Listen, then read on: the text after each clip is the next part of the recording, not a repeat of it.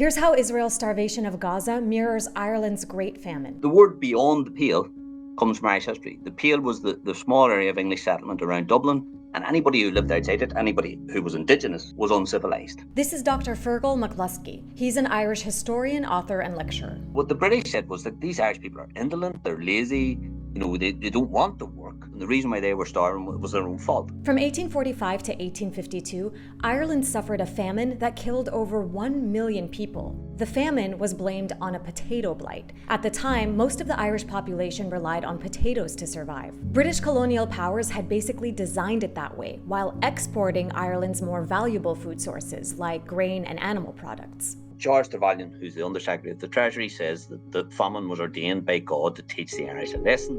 He writes a letter in 1846 saying, we need to seize this opportunity to clear Ireland of its superfluous and useless and uneconomic populations. And they did seize the opportunity. In 1847, the British government declared the famine was over. They then created a system of poor laws to cover up widespread poverty, forcing Irish people into workhouses and causing further mass displacement and starvation. So the intentionality here is not only to let these people die, but to move them off the land and to create a new type of economy.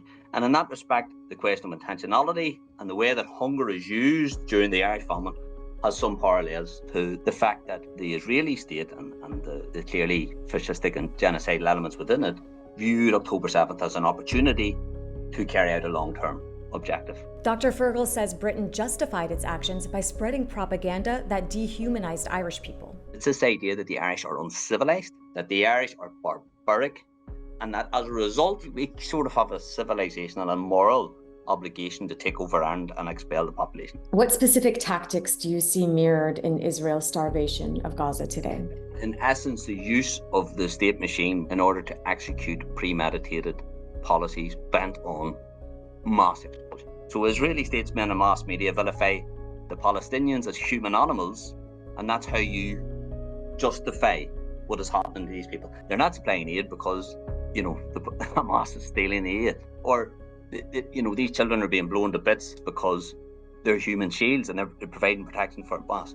And this, unfortunately, is the conclusion of what happens whenever imperialism and colonialism are able to operate with impunity. What will it take to prevent the scale of the death toll and the displacement of the Great Famine from being replicated in Gaza? It would take large-scale intervention and international solidarity to stop what is a live-stream genocide. Above all else, the first step in putting an end to this is to recognise Palestinians as human beings.